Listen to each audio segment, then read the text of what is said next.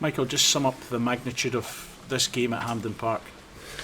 It's a huge game for our football club and everyone involved, the fans, the players, myself and my staff.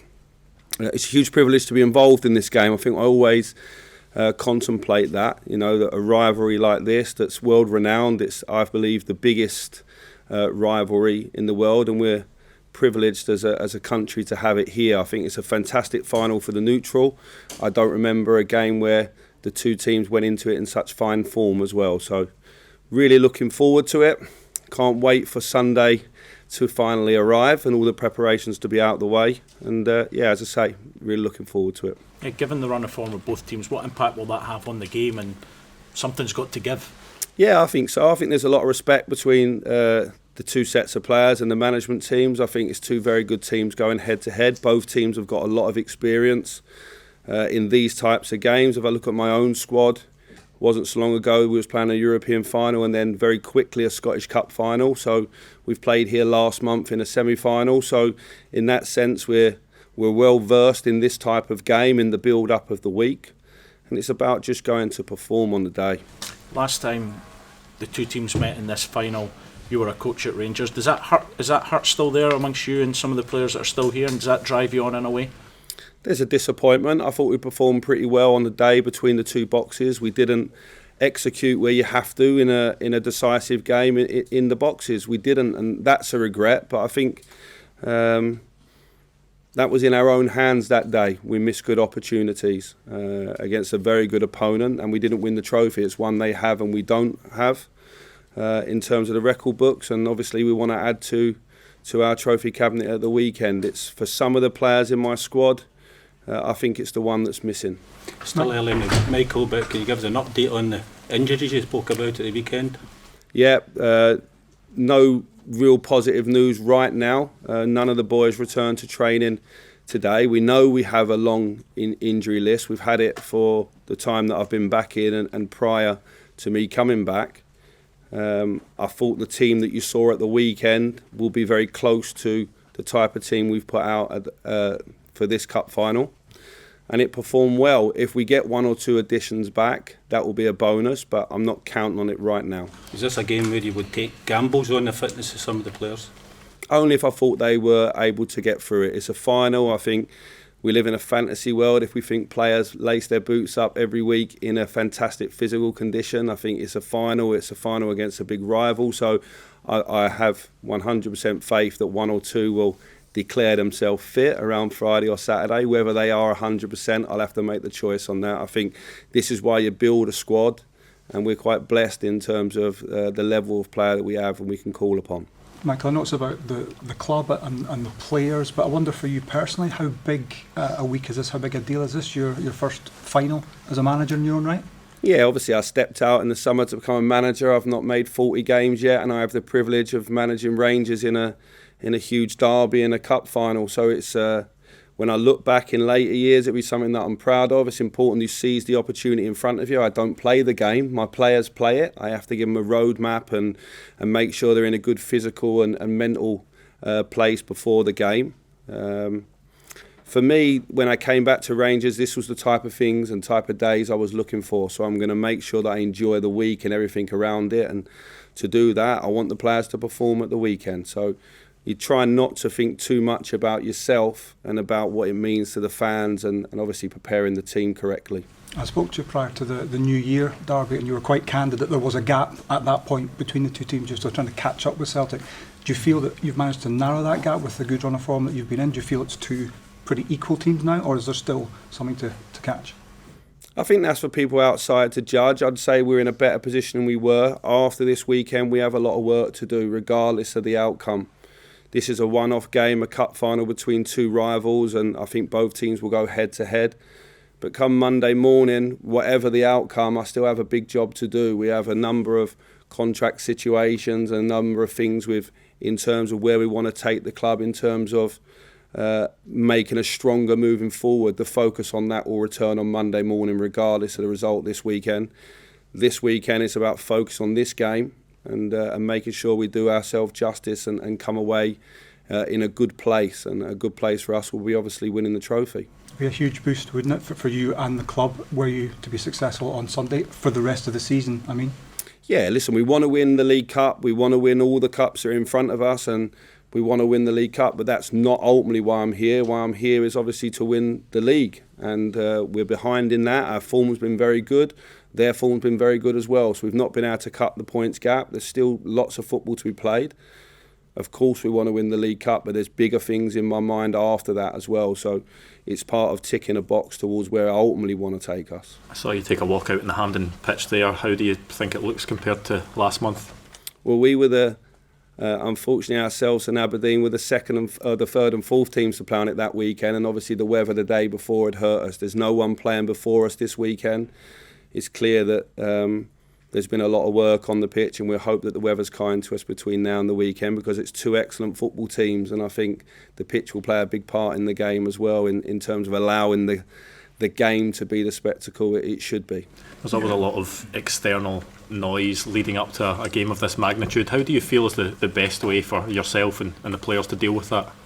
No, we just have a normal week. As I say, we're a group of players and staff that have played a lot of big games domestically and in Europe over the last 3 or 4 years. So there's only a couple of players in our team that would be new to it, in Todd and Nico, and it's okay. The experienced ones in the room will be able to help them. They come from playing for two teams that are playing big leagues, and certainly in Nico's case played in Europe as well. So nothing changes really. We like to get the media out the way nice and early, and then we like to do our preparation the same. Nothing will change in terms of how we prepare for this game.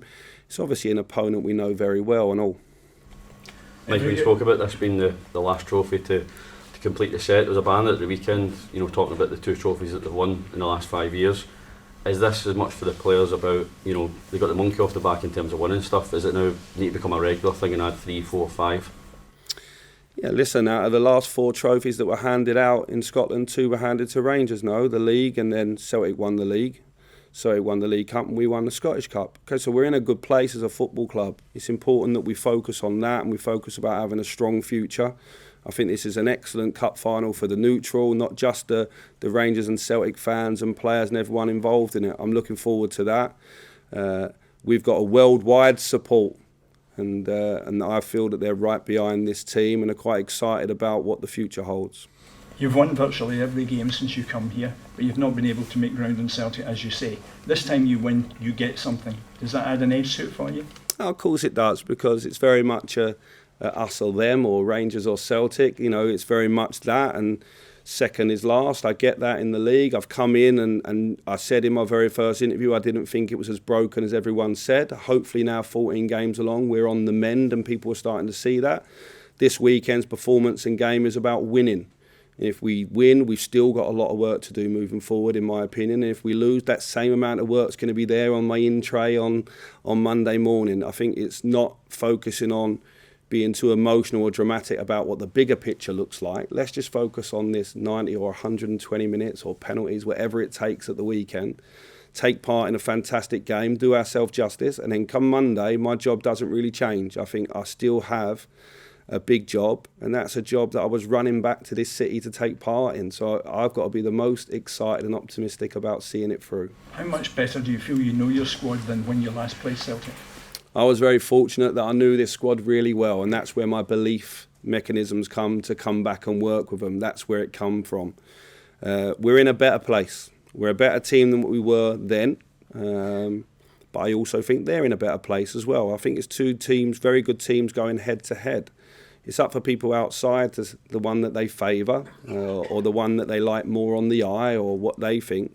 All I can control is the feelings and beliefs in our building and ultimately the way that we perform. But we're certainly in a better place than we were going into that game. Alan McGregor was saying that he would want to go in on the front foot and win this cup. How important is that early start? We've seen Celtic score goals early as well. How important for you is an early start to this to settle the team down?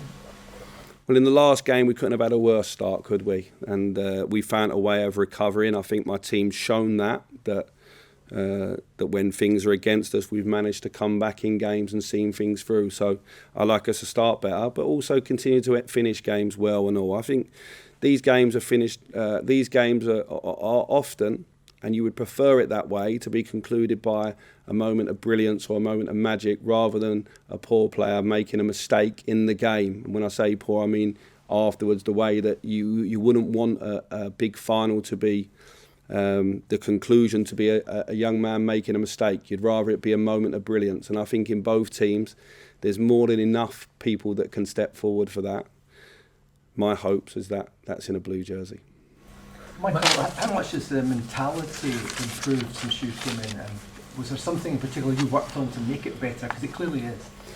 I think consistency. I think the club had a big issue with consistency earlier in the season. And I've had it for periods of the time since I've come back. We've had a lot of injuries this year. It's been something that, it's not an excuse. I think it's just a fact. I think if you look at the Rangers squad, it's got stronger as my time's come on, because people have returned from injury. We still have a list as long as we have fit. You know, if I go through Robbie McCrory not being available, Ridvan, Hollander, John Suter, Tom Lawrence, Scott Arfield, Stephen Davis, at the moment Ryan Jack, Lundstrom, Tillman. You start getting a little bit of an idea of how many excellent players have not been available to us. But certainly the back four and Alan have had some consistency now. Glenn Kamara's finding his feet again. Ryan Kent's been strong. Morelos, Sakala have been strong in their performances of late. Malik Tillman. So it's just that consistency and relationship on the pitch. I think the same players playing together with real clarity allows them to go and perform. And we've not had everything our own way. The results have gone well, but this team's still got another big step to make after this game. So whether we're really happy on Sunday night or we're lower than a snake's belly, come Monday morning, everybody has to know that Rangers have to improve. We have to jump again another 20%. What is that big step they have to make? I think style, the way that we want to play the game. We're not as free as we were before, and maybe that's because of there's been some results that have knocked confidence. Again, consistency, adding some renewed energy to the squad, like we have done with Nicholas Raskin and Todd Cantwell has brought a lovely energy into the group. It's brought competition as well. And I think come the summer, I'll be able to really implement my full ideas during a pre-season period. I've come in and picked it up and run with it, and the boys have been absolutely fantastic. I think that we'll get stronger with time. You mentioned the global nature of the derby there. Whenever you step outside Glasgow and talk to people who haven't been in it, how do you describe it? It's a fierce rivalry, but it's one that's an absolute pleasure to be involved in. I would like to have come to the game as a fan, as a young boy, or just a supporter of football. Because first and foremost, all of these players and the staff involved, we were fans and lovers of football before we ended up in these two clubs in the position we're in. It's a very privileged position. It's fierce, the rivalry. The best side of it, I think, it makes it the best derby in the world. And I think we have to focus on the positives. I think where the two teams are at the moment and the form that they're showing, I think we're going into a final which is a really big game for Scottish football in general. It keeps the focus on our league, and at the moment I think our league's in a good place. We have some really interesting players in both sides that could go and play at real high levels, and I think they've shown that the last couple of years. So I know it's got to be Rangers or Celtic or Rangers, but when I look back at this fixture, or when I stand back from this fixture and look at the two teams, there's a lot of good players. There's a lot to be thankful for in Scottish football for this game. But whenever you think about the nature of the rivalry between the fans, how do you explain that to other people when you're in London, for example? I think they explain it to me. Everyone's got their opinion of this one. I would say it's a fierce rivalry, and I think it's, as long as everyone respects each other and goes around it in the right way, then I think it's a beautiful rivalry, and it's what makes football what it is. I think we love this type of game. I think we would lose it if we didn't have it. We would really, really miss it. And it's very unique because we get to play each other 5, possibly 6 times a season if both teams are successful. So I think for my fans, for my family and friends down in London, it's always been a game that you love to watch on TV. You know, you made sure you watched it, and that's going back down the years. And I'm hoping that this class, this generation, these two teams are remembered fondly as well. The thing about a final is we get the two sets of fans in roughly equal measure, which we don't get in the home grounds, and it makes a huge difference to the atmosphere in the fixture. Yeah, it does, and I think it brings the full colour to the fixture as well, doesn't it? And I think it's obviously I've only experienced that once before here in the League Cup final, the last time, but we did have it in the Scottish Cup semi-final last year, and I thought it made for a fantastic game that day as well. You know, the fans are everything for this game, ain't they? We saw that in the season or the year and so, where we couldn't have full capacity.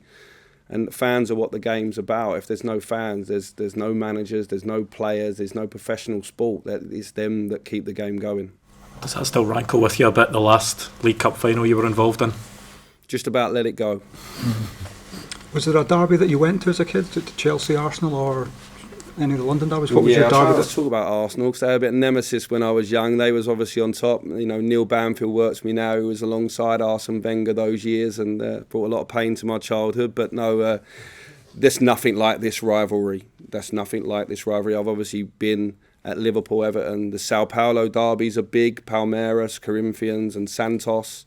No away fans there because of how feisty that it is, to give you an example. So they're big, but I think amongst derbies, this stands tall and alongside, above whatever derby you can think of. And that's why it's such a privilege to be involved in it. And I think the players that are lucky enough to play for both clubs will look back in years in the future with their children, their grandchildren, and they'll have some proud moments to look back on.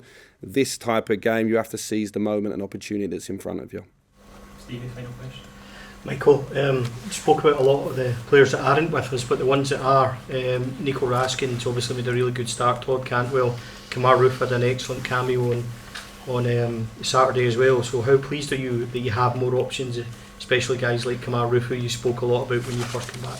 Yeah, Kamar Roof's not in his best place physically at this moment in time, but obviously he only needs a moment. He's reading of things in and around the box. He needs a moment, and he'll take a chance. Nico Raskin's come into the club and it has started well. I'll temper that a little bit with the two games that we've played where we've had a lot of possession. I think this game will be a much more even game in that sense, and they'll have to show other qualities. And I've been delighted with Todd as well. Todd and Nico are the exact type of players I want to bring into the club. They've got their best days in front of them.